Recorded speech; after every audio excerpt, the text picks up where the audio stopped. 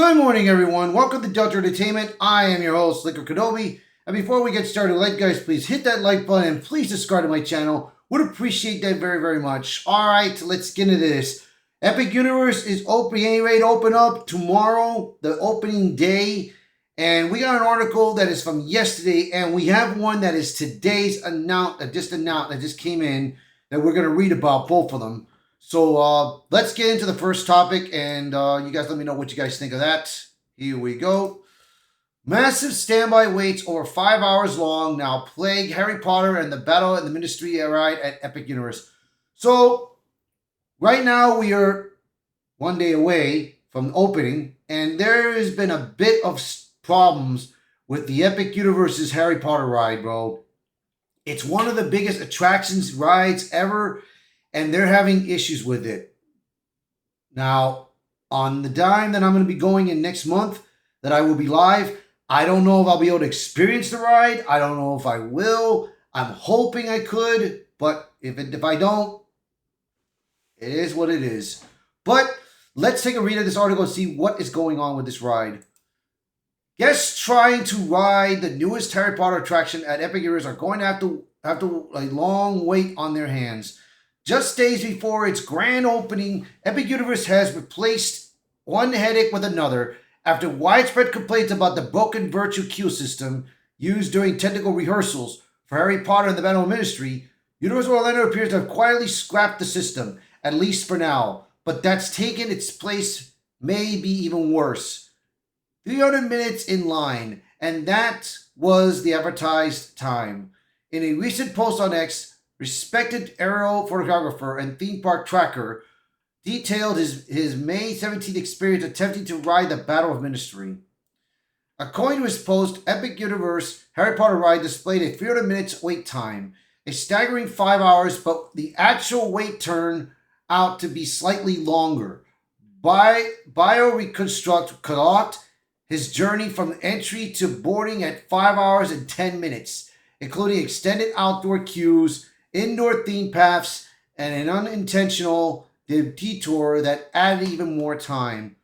What's more, issues with team member instructions reportedly are soared the experience for many. Wow, dude. That's bad, dude. Now that is pretty bad. But like I said, dude, the first opening, there's going to be hiccups, man. There is going to be hiccups. We all expect that. I mean, look what happened in the Tiana Bayou's ride. They got a complete mess up, which I wish they did not damn debut over there. They should have made it into another theme, but it is what it is. Once past the Battle Ministry sign, guests are told to choose left line or right line. TM say doesn't matter. He wrote, right lane is eventually to be express directly to flow. Left line is full queue, including the outdoor berm, an additional 40 minutes. The issue, staff were allegedly unaware of the queue's layout, with one side feeding directly into what will soon become the express queue, while the other snakes through the full standby route. This resulted in guests accidentally taking a significantly longer path due to the unclear or incorrect instructions. BioReconstruct later noted that this miscommunication has reportedly been resolved and that team members have since been trained to properly direct guests, but the damage was done and the post has only intensified the spotlight on Epic Universe's operational growing pains. From one queue problem to another, Universal quietly transitioned away from using the virtual line system for the Battle Ministry after multiple reports of bugs, loopholes, and unfair practices, including one viral post from a user who booked a ride time from home without a park ticket, which is very strange indeed. In place of the digital system, the ride has reopened with a traditional standby queue, but with Epic Universe still in technical rehearsals and demand for the Harry Potter attraction sky high, the physical lines have become daunting. Guests are now waiting in overflow areas outside of the theme environments, lining up across the street paths and extended burbs that were likely never intended for multi-hour holds. This puts pressure back on Universal to find a solution, one that balances crowd control with fair guest experiences without falling into the same traps Disney has faced with monetized lightning lanes and inaccessible boarding groups. What happens after May 22nd? With the park's grand opening just days away, which is tomorrow, it remains unclear whether Universal will implement virtual line for Battle Ministry and introduce express options immediately or revert to a more traditional standby strategy long term. But if early feedback is any indication, the current system, whatever it is, isn't working well enough to handle opening day crowds.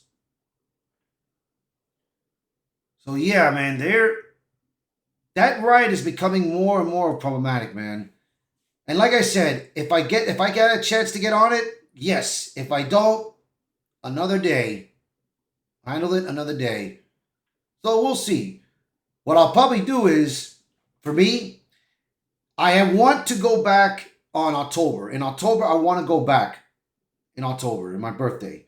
So what I want to do is, if I can get on, if I don't get on that ride in June, the first thing I'm going to do is when I arrive in October and go to Epic Universe, I'm going straight to the Harry Potter ride. That's where I'm going to go. I'm going straight over there ASAP.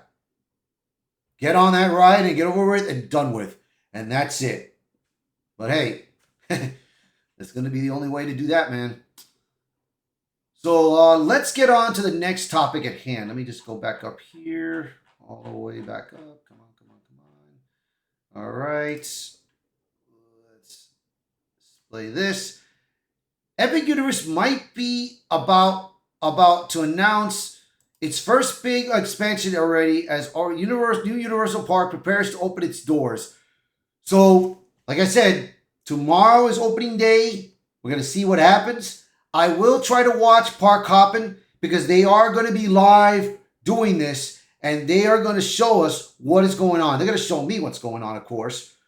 Too bad I wasn't able to go there, man, because I did get a ticket. I did get a ticket to go there, but the only problem was during their sales, they decided to do a two-day ticket deal on one day to go to Epic Universe and the second day to go to Universal Studios and Islands of Adventure. That's why I became a member and I got the 3 tickets. But of course, eventually, they started selling multiple tickets on that. So, we'll see what happens from there. So, let's take a read at this. Epic Universe is not even open yet, and permits have already been filed for its very first expansion project. Universal filed a notice of commencement earlier this week for the South Campus, which is where Epic Universe is located. The contractor on the permit is Falcons Attractions, which based on their website specializes in immersive theater attractions as well as 4D park rides. While we don't know what exactly this potential expansion is for or where in Epic Universe it's at, this notice does seem to line up with a persistent rumor for the park. For this article, let's focus on the dark ride portion as this seems to line up with a long-standing rumor for the park. Rumors have been swirling for over a year now that the Luigi's Mansion Shooting Dark ride would be coming to the Super Nintendo World at Epic Universe. I will admit, I'm very new at investigating Florida permits, so I'm not sure where on Epic Universe property this notice refers to. That means the location and type of ride are all rumors for now and should be treated as such. The one thing that is likely, though, is that a new attraction from Falcons Attraction is coming somewhere in Epic Universe sooner rather than later. If this were to be for Luigi's Mansion, that would be fantastic. Super Nintendo World is by far the busiest land and can use an expansion already. It would also be great because Epic could certainly use more indoor attractions that allow folks to get out of the heat. It also wouldn't go down in rain and would ultimately increase capacity at the park. Separately, over in North Campus at Universal Studios Florida, a notice of commencement was filed to start construction on elements of a new coaster that will replace Rip Ride Rocket. It's widely speculated this will be themed to the Fast and the Furious. The contractor for this project is PCL Construction, who is also building the Fast and the Furious Hollywood Drift coaster at Universal Studios Hollywood.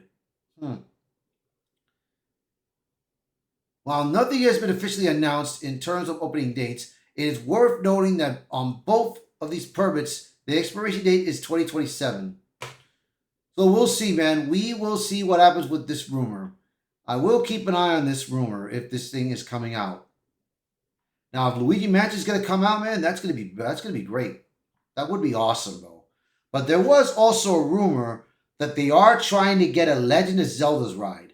Now, the Legend of Zelda, it could end up going into Islands of Adventure, or it could end up being an Epic Universe. We don't know yet, but we shall see. We shall see. So, you guys let me know in the comments below, what do you guys think of this? So please, by all means, share this video, post a comment below, let me know your thoughts. And as always, thank you all so much for watching this video, and thank you for being part of the channel. And I hope to see you guys until next time. Bye, everyone.